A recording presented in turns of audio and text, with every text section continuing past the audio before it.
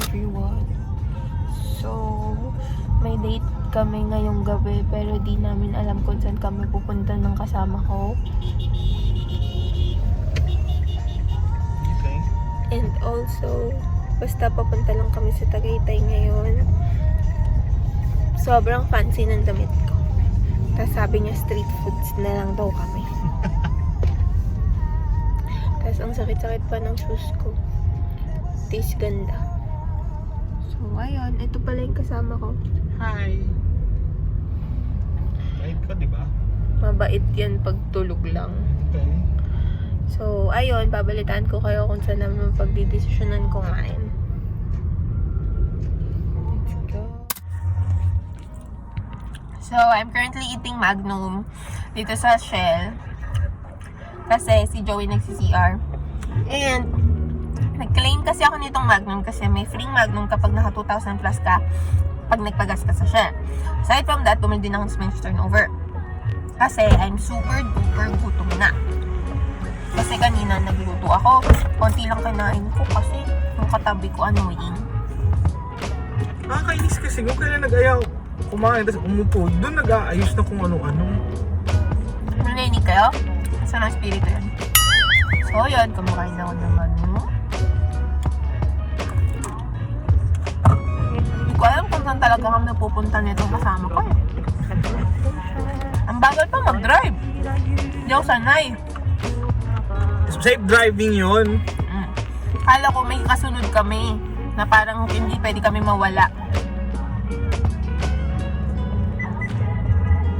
Huh?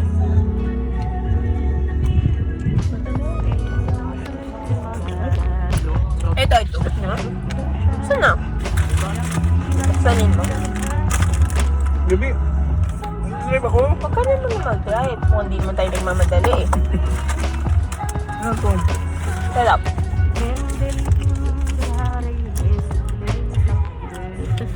Pagwi. I'm just spinach turnover.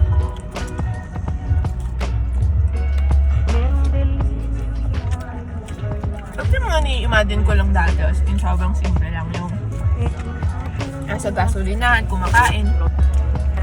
May date natin.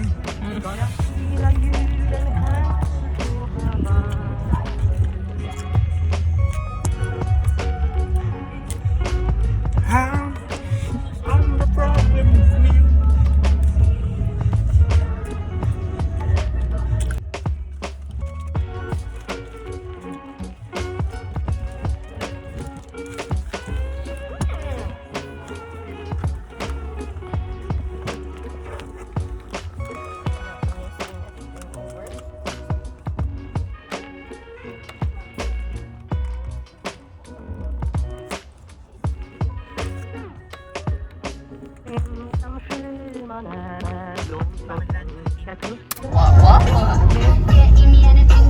Ayaw ni Joey niya. Sinatugtog sa radyo eh. Hindi ko naman pinili. Shut it down! Wow. Gigil ako ngayon dito sa tinuruan ko. Sabi ko, umikot lang. Kinuha ko lang yung cellphone ko. Yung pinanggalingan namin, bumalik siya doon. Sabi magsa-Starbucks. Di ako mag-Starbucks. Parang babalik na daw kami ng Dasmay. Street foods na lang tayo. Oh, narinig nyo yun? Hi! Woo! Sumasakit yung pusod ko. Gusto maglabas ng hormones. Sige, babalitaan ko ulit kayo. Sasalakot na kami kakain pero hindi na namin makita ngayon. Kanina nakita namin. Pabalik na kami. Hindi. Pabalik na kami.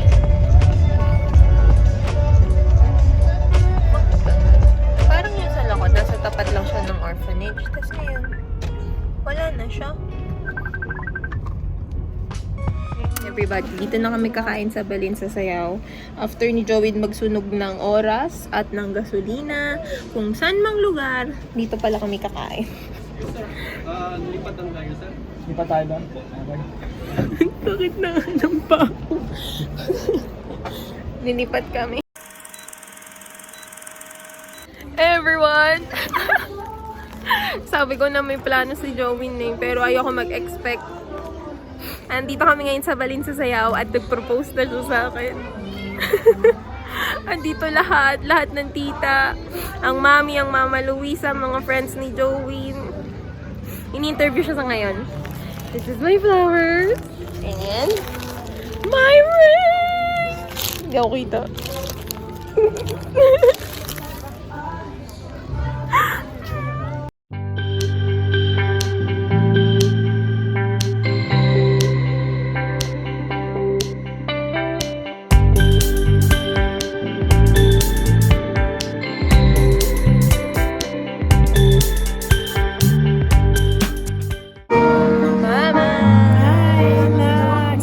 Anak na talaga kita, kaya nga sinasabi. Si Mama, walang ibang sinabi kundi ayusin mo na yung nails mo, ayusin mo na yung nails mo. Pero ayoko mag-isip. Talaga, pero na... Ang ganda. Ibaga yung ano. Guys, nag-uwian na yung mga bisita. Engage na ako kay Jowin.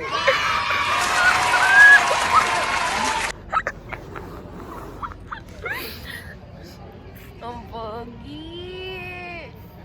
Hindi na boyfriend, fiancé na. Fiancé. Dati pa lang naman, fiancé na tawag sa kanya nung nag-apply pa lang kami sa bahay. Fiancé. Fiancé po yan. Ito na yan. Tingnan nyo.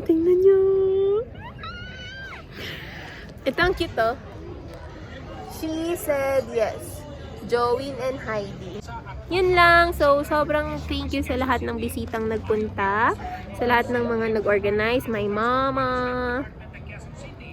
And yung kinuntsaba nila dito sa Balinsa Sayaw sa Silang. Baby, nung dumaan pala tayo dito kanina, okay, kinakabahan. Anong feeling nun? Wala. Ipupunta tayong Tagaytay. Saan ako pupunta mamaya?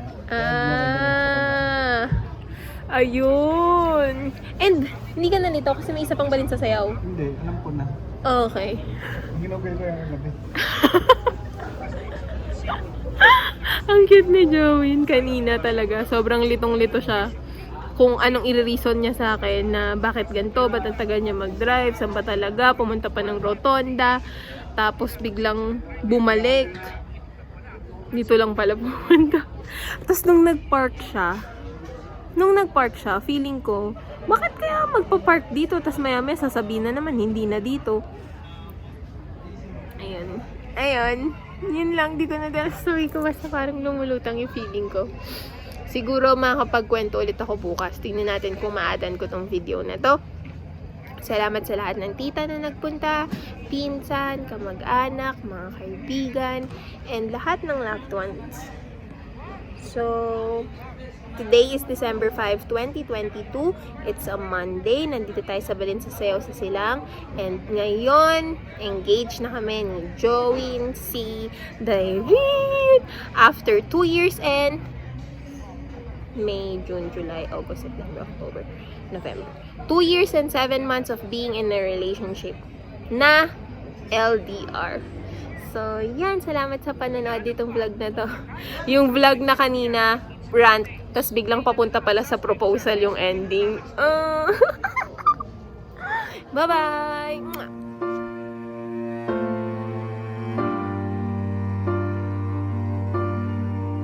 Matagal ko nang naisip yung proposal. Siguro last year pa.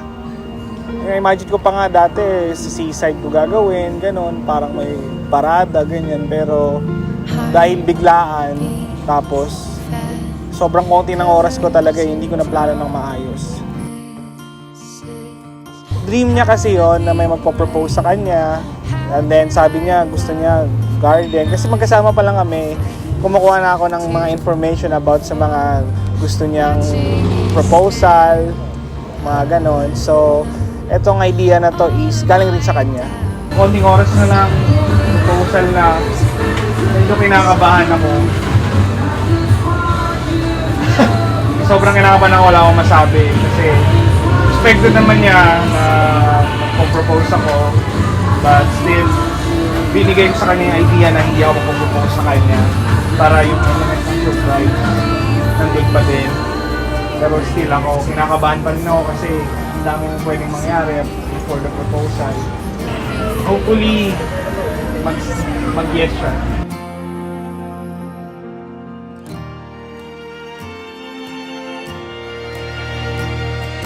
Time stands still, beauty in all she is. I will be brave, I will not let anything take away what's standing in front of me. Every breath, every hour has come to this. One step closer. I have died every day waiting for you, darling. Don't be afraid. I have loved you for 1,000 years. I love you for 1,000.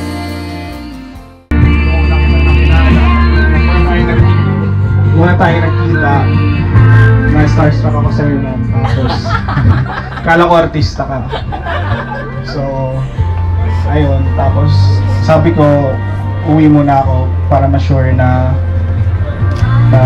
sure na talaga ako. Tapos, sure naman pala talaga ako. Yun. Tapos, maraming salamat sa pagsama sa akin for the last magti 3 years. Yun, sa ups and down ko. Kasi ang hirap sa ibang bansa eh. So, ikaw yung naging emotional support ko kasi wala akong pinakausap. Ikaw lang. So, ayun. Tsaka maraming salamat sa pag-intindi sa akin sa lahat ng pag-ano ng toyo ko. Ako yung naging girlfriend. So, this time, di ba? Okay. Ay, Shane, sige. Will you marry me?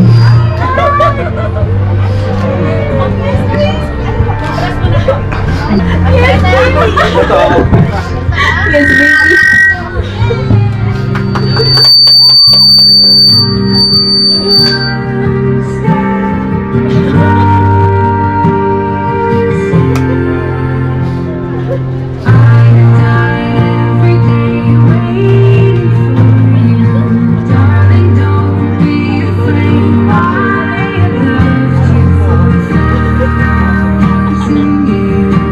I love you for 1,000. I have died every day waiting for you, darling. Don't be afraid. I have loved you for 1,000 years. I love you for 1,000 more. Actually, siya talaga. Kahit di ko mapigilang hindi tumingin kay God. Hindi ako sanay. Yun. Siya talaga kasi pinalanuhan niya ako. Kasi yung ibang guys na tumaan, parang alam mo na affection lang yung meron, yung gano'n. Pero si Joey, long term agad yung sinabi niya sa akin. Tapos, parang una hindi makatotohanan kasi LDR, parang hindi daw nag-work yun. Pero, totoo pala yung kapag parehas yung gusto, parehas yung pinaglaban, parehas yung tinrabaho, kasi gusto nyo magsama at mag-end up together. Possible naman talaga siya, nangyayari siya. Hindi siya proposal, parang alam ko lang something may surprise. Kasi weird lahat. Yun nga yung sinabi ko kanina kung paano siya mag-drive. Tapos hindi siya mapakali sa cellphone niya. Yung parang ganun lang. Pero hindi ako nag-expect. Hindi ako nag-assume. Kasi, di ba, as a girl, di ba, parang pangit pag nag-assume ka ng ganun. Kasi pag di nangyari, malulungkot ka, ma-frustrate ka. So, di ko yung ginawa. Parang go with the flow. Sabi ko sa kanya, go with the flow lang. Kahit kung ano-anong pinagsasabi niya sa akin kung saan kami pupunta. Tas hindi naman dun pupunta. Yung ganun. Yung maliit na ape. Yung unang anak namin na pinag-pray ko. Yung future together, na magkasama kaming dalawa. Na kahit anong mahal kaya namin dalawa, alam ko na kaya namin. Kasi yung distance nga and yung time, hindi kami napigilan nun. Di ba? What more yung mga petty challenges na mangyayari sa future. So, umpisa pa lang yun na alam ko yung sagot. Kasi talaga yung gusto kong makasama. Kahit minsan nag-aaway, parang nainis ka sa tao. Tapos parang sobrang bilis lang. Kasi pagka hindi love lang yung pinairal mo, yung companionship, yung friendship namin dalawa, everything nag-flow ng maayos. Nagulat ako na nandito lahat kasi na-expect ko kung magpa-propose man siya, tayo lang, immediate family, tapos si Mama Luisa, tapos yung mga pamangkin niya. Nagulat ako na nandito sila mama lang. Few days before the proposal, yung paghahanda ko is, hindi ko pinapahawak sa kanya yung cellphone ko eh. Tapos alam ko namang hindi niya. Kasi, nung bagong dating ako dito, yung pinapahawak ko na yung cellphone ko sa kanya. Eh, nasanay siyang ganon. Minsan, nag-sneak in ako kina Mami. Mami, ano nang mangyayari? Ano ng plano sa inyong dalawa ni Mami? Na ano na yung plano, naghingi lang ako ng update. And then, dumating sa araw na to, naggawa-gawa na lang ako ng kung ano nung paraan para ma-delay. Kasi nga traffic, di ba? Usapan niya 6, tapos 6, nasa daan lang kami, gano'n. Nung nag-propose ako sa kanya, expected ko na din.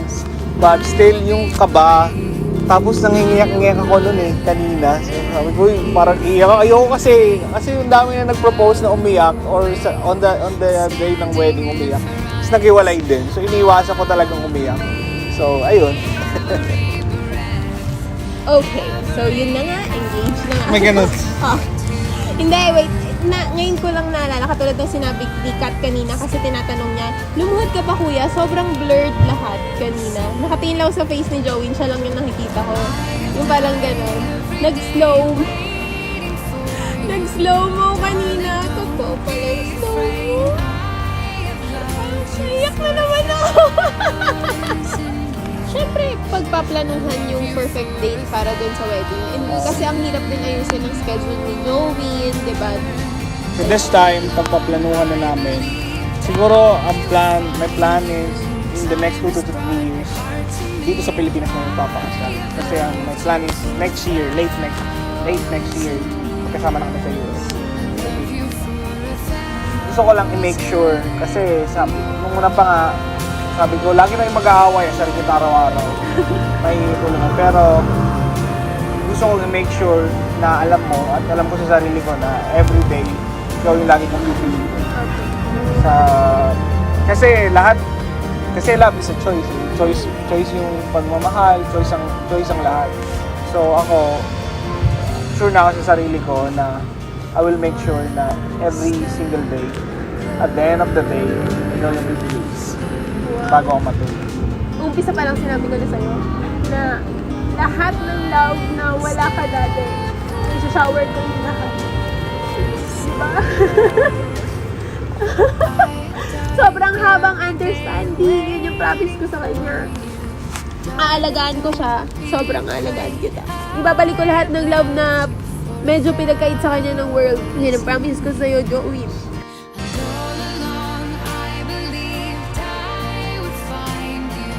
Time has brought your heart to me. I have loved you for 1,000 years. I love you for 1,000. We are engaged! See you on our wedding!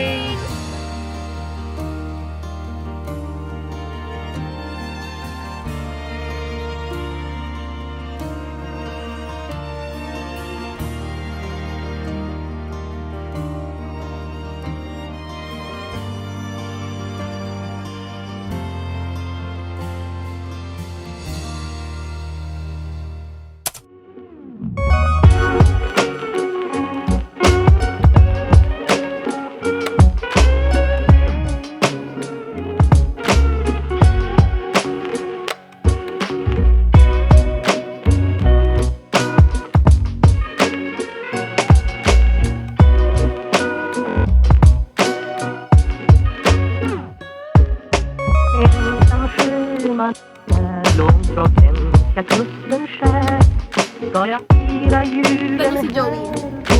Ready? Set. Kasi Gia. Ready, set. Go. Yung mga wala sa frame, ha? Yung mga Uy, ano ba, baby? Umikot ka naman. Wala si Red. Hindi kita si Red.